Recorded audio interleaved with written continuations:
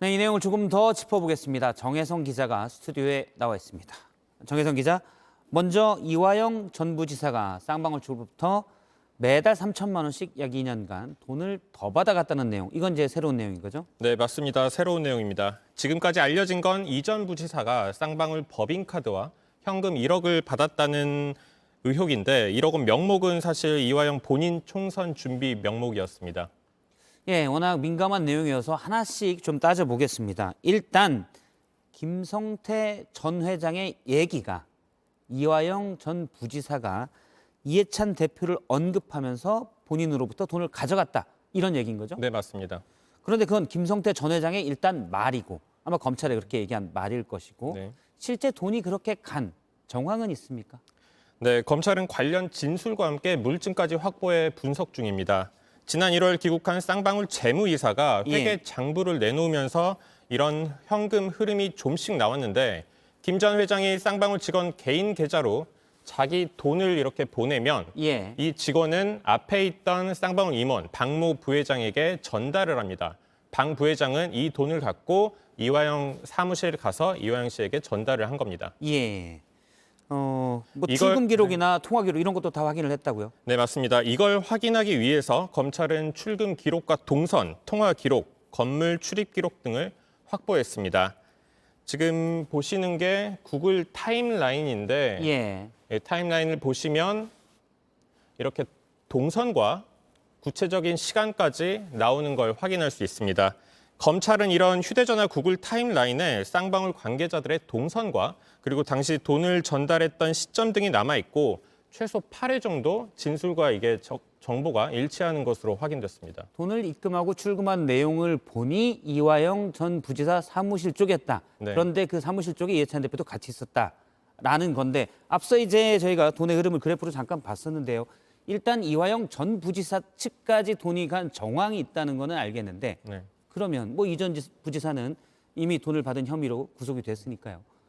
그 돈이 이화영 전 부지사로부터 이해찬 대표로까지 간 정황도 있습니까? 사실 정황까지는 아직 검찰이 확인 중인데 이른바 배달 사고 가능성도 없는 건 전혀 아닙니다. 종종 그런 것들이 있으니까요. 네, 맞습니다. 이 쌍방울 관계자들도 이화영 전 부지사에게 돈은 전달했지만 그 이후 이해찬 전 대표에게 실제 돈이 갔는지는 모른다고 했습니다. 일단 관계자들 말 들어보겠습니다.